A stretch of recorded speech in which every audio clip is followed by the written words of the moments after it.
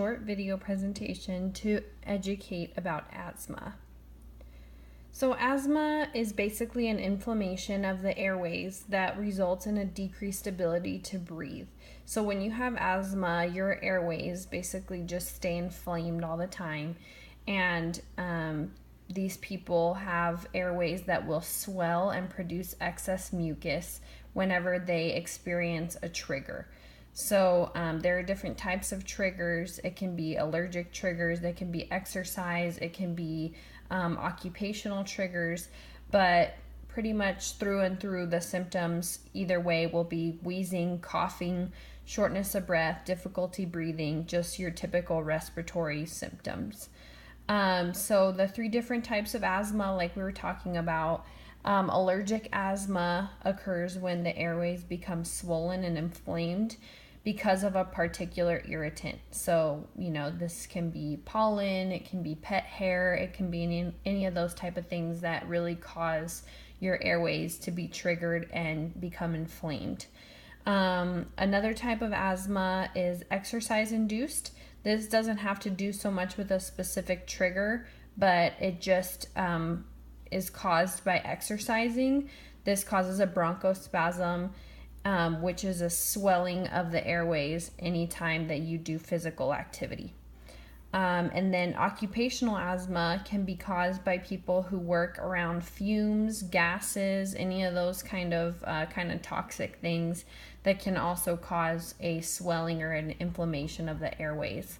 So again, three different types, all causing the same thing, all causing wheezing, coughing, shortness of breath, difficulty breathing. So things to do to prevent an asthma attack.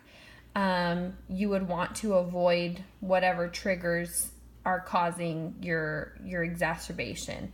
So things that can typically cause these exacerbations are pollen, any chemicals in the air, just like we talked about with the occupational asthma. Extreme weather changes can trigger a respiratory attack. Dust mites, even stress can cause an asthma attack.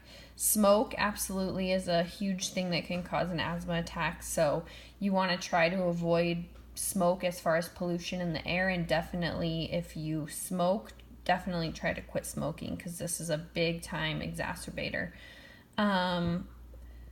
And exercise is always encouraged, but you would need to speak to a doctor and maybe get an inhaler or something that can help you to modify your exercise so that you're not having exacerbations every time you exercise. So there's two types of treatment for asthma. There's more long-term treatment, and then there's short-term. So for long-term treatments, we have the inhaled corticosteroids, and these reduce airway swelling and mucus production. These are the most effective. The main side effect of these is thrush, which is kind of like a fungal infection of the mouth. You'll see white patches. The best thing to do to prevent that would be to rinse out your mouth with water after you use your inhaled corticosteroid.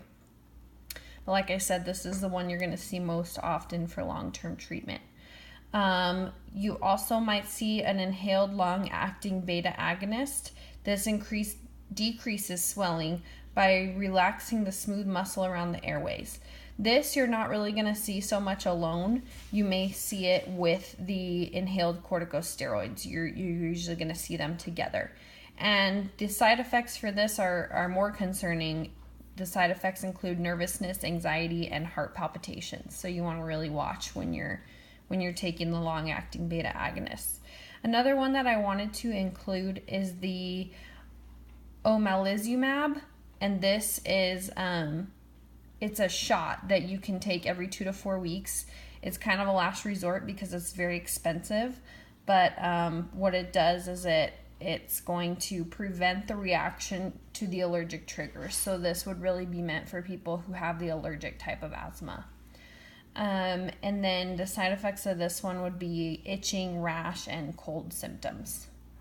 And then the short-term treatment, this would be just like an inhaler for an asthma attack, something that you're using for the short term. We have the short-acting beta agonists, and these decrease the swelling by relaxing the smooth muscle in the airways. This is the first line drug for an asthma attack. And again, as we saw with the inhaled long-acting beta agonists, these also can cause tachycardia, nervousness, and shaking. So that's something to be aware of. Also, you may see anticholinergics. These decrease mucus production and also relax the smooth muscle. So they work slower than the short-acting beta agonists, and they can cause dry mouth, dizziness, and sedation. So moving on to treatment continued. This is just some information about how to properly use an inhaler, because several of the asthma medications that you will see will be given through the form of an inhaler. So here you can see kind of an airway and a girl using an inhaler.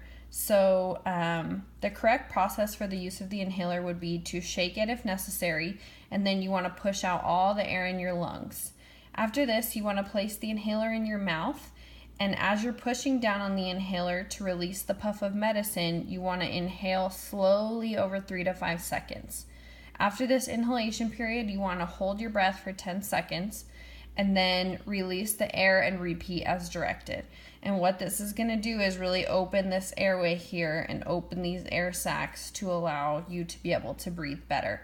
You usually want to use an inhaler with a spacer. That's this device here. And again, these are prescribed by your doctor, but this is just the technique to correctly use the inhaler. As far as health promotion, like we said earlier, you want to really try to avoid whatever triggers your asthma.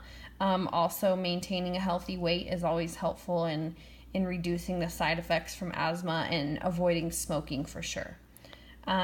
Definitely see your healthcare provider frequently. You want to make sure that your asthma remains well controlled. Well-controlled asthma would be defined as somebody that has daytime symptoms less than or equal to 2 times a week, somebody that has no limitation of their daily activities because of asthma, somebody who experiences no nocturnal symptoms. This person would need reliever medication less than or equal to 2 times a week.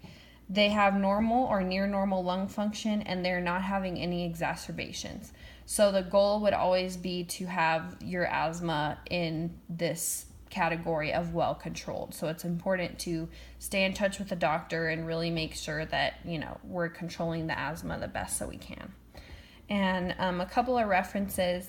One that I think is really helpful for people who do have asthma is this Asthma and Allergy Foundation of America website.